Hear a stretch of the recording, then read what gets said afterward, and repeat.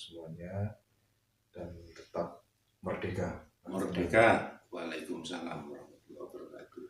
Bagaimana kabarnya Mas Bonang? Sangat baik, saya dan tetap merdeka, Mas. Oke, siap.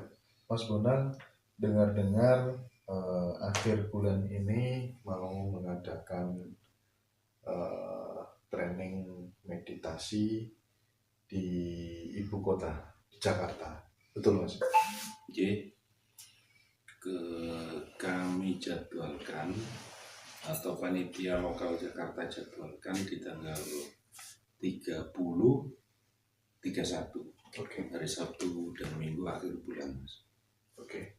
Jadi sekali lagi teman-teman Jakarta, Jabodetabek ya dan sekitarnya. Bagi teman-teman yang mau mengikuti training meditasi, nanti silakan menghubungi kontak person yang ada di judul dan deskripsi supaya kemudian bisa daftar terlebih dahulu. Ingat-ingat catat tanggalnya 30 dan 31 ya. Nanti akan dijelaskan apa saja yang didapatkan teman-teman di sana, baik untuk yang anak-anak. Apa aja Mas itu ada anak? Jadi Mas Hendra dan kawan-kawan semua, kebangkitan spiritual itu menyeluruh di semua unsur dan di semua kalangan, juga di semua usia. Jadi kami telah ada semacam tingkatan-tingkatan atau kurikulum-kurikulum khusus meditasi untuk anak-anak, kemudian umum seperti yang biasa seperti kemarin, dan yang umum ini kemudian ada beberapa penekanan atas aspek-aspek spiritual, kemudian kesehatan, karir, dan tentunya finansial. Untuk anak-anak, kenapa sangat dibutuhkan? Karena ternyata Mas, ketimpangan spiritual kita ini yang usia sudah dewasa ini sebagai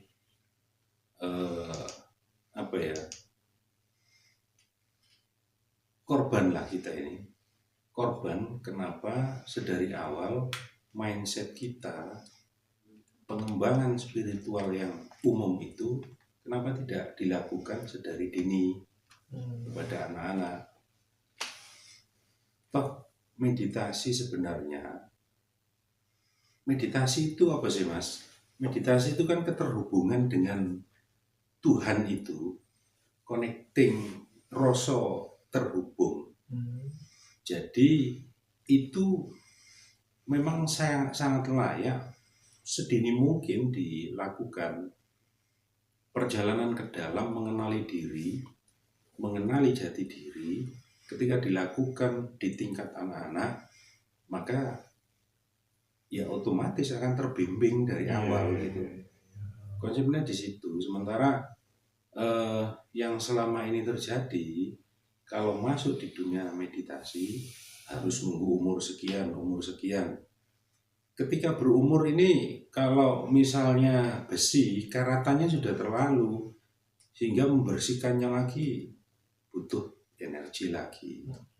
Apalagi kalau berbeloknya itu sudah semakin jauh, tidak terasa, ketahu kitanya sudah ya dikatakan melenceng, akhirnya ada sebuah proses kebingungan spiritual. Nah itu mestinya memang dimulai dari anak-anak, dan kami sudah menjalankan ini sedari awal sebenarnya Mas. Dari kita melakukan pelatihan meditasi itu terhadap anak-anak sudah kita lakukan.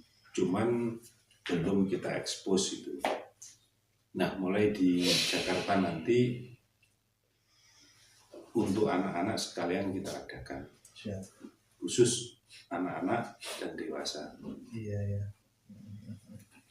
Oke, jadi nanti lebih jelasnya barangkali kawan-kawan semuanya, seluruh pemirsa jika ingin mengikuti treatment meditasinya Mas Bonang yang diselenggarakan di Jakarta akhir bulan ini, silahkan bisa menghubungi nomor yang tertera di deskripsi atau di judul ya. Oke, Mas Bonang, tidak sedikit teman-teman kita, sedulur-sedulur kita yang sebenarnya karena tidak bisa datang secara langsung ya, mintanya itu kan virtual gitu kan, mintanya itu kan Zoom begitu. Itu kira-kira Mas, biasanya kalau Zoom itu berapa lama ya? Ini memang kita menghadapi dunia baru, Mas. Barangkali kalau pada era-era sebelumnya meditasi atau menekung dalam budaya Jawa tidak pernah dilakukan secara virtual, jarak jauh menggunakan sarana elektronik. Dan kita sudah lakukan sekitar, kalau tidak salah ini sudah berapa ya? Sekitar 2 bulanan lah kita lakukan itu. Secara kualitatif ternyata sangat efektif, walaupun ada bagian-bagian tertentu yang tidak bisa diwakilkan ketika itu ketemu langsung gitu. Cuman pada prinsipnya tidak ada masalah dan tidak ada problem. Karena apa? Karena energi spiritual itu melintasi ruang dan waktu, melintasi ruang dan waktu. Bahkan untuk transfer energi dan pembersihan energi pun sangat bisa dilakukan dengan menggunakan media elektronik. Nah, biasanya kita lakukan, ini lucu Mas, standarnya sih 2 jam, tapi ketika kenyataannya ya sampai 4-5 jam gayeng akhirnya gitu. Ya, di satu sisi kita akan sangat asik sih untuk melayani teman-teman semua. Di sisi lain ternyata perlu juga dipikirkan kesinambungannya, karena energi kan juga harus diatur, besok lagi. Nah, sementara ada juga kendalanya di teman-teman yang tidak matching waktu. Kita lakukan di malam hari jam 7.30 malam ya, 19.30 biasanya, yang ternyata di Australia sudah jam 12, di Amerika juga jam 12, yang di Saudi ternyata masih aktif kerja. Nah, itu kita lagi pikirkan memang bagaimana bisa mencakup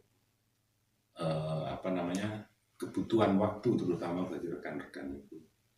Ya barangkali yang Mas Hendra usulkan, bagaimana kalau siang ada, sore malam ada gitu, ya bisalah kita program seperti itu.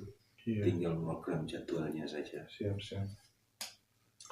Jadi nanti barangkali ada yang siang 1 kali, malam sekali, begitu, sehingga bisa mengakomodir teman-teman yang ada problem dalam konteks waktu ya Mas Bonang ya. Siap. Ini Mas, ketika meditasi via Zoom begitu kan, tentu kan ada yang merasakan sesuatu, ada yang tidak merasakan. Yang pertama, ketika dia merasakan sesuatu, itu kalau bisa dieksplor, kira-kira apa sesuatu yang dirasakan itu? Sama seperti ketika offline ketemu langsung Mas. Jadi memang tidak semua dari kita mempunyai kapasitas yang sama dalam hal spiritual. Itu kompleks sekali. Yeah. Ada beberapa teman yang walaupun hanya butuh waktu 5 menit langsung mencapai puncak spiritual. Banyak testimoni, ketemu Nabi Isa, ketemu dewa-dewa, ketemu Sang Buddha Gautama, itu dalam waktu yang singkat. Dan memang sangat memungkinkan. Ini bukan masalah instan atau tidak instan sebenarnya, Mas Hendra. Connect dengan Tuhan kan lebih baik secepatnya daripada muter-muter gitu. Ini masalah connecting dengan Tuhan, keterhubungan, kesadaran rasa Tuhan. Banyak juga teman-teman yang mengalami perjalanan-perjalanan spiritual yang di tempat yang indah-indah gitu, di taman, di istana, dan banyak lagi. Ada juga yang mengalami menerima suara. Nah, kalau ini memang menjadi catatan khusus kalau bagi saya. Ada 3 sebenarnya. Ketika kita meditasi, ada 3 yang bisa kita tangkap dari perjalanan spiritual itu. Pertama, visualisasi cahaya atau penampakan-penampakan spiritual. Yang kedua, suara.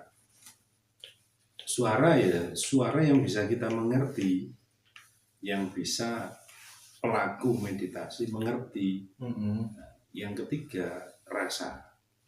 Nah, rasa ini yang memang menjadi penekanan utama bagi saya. Karena walaupun mendapat pencerahan cahaya, suara, tapi kalau rasa tentram dan kedamaian yang plong itu tidak didapat, nah ini juga jadi PR bagi saya.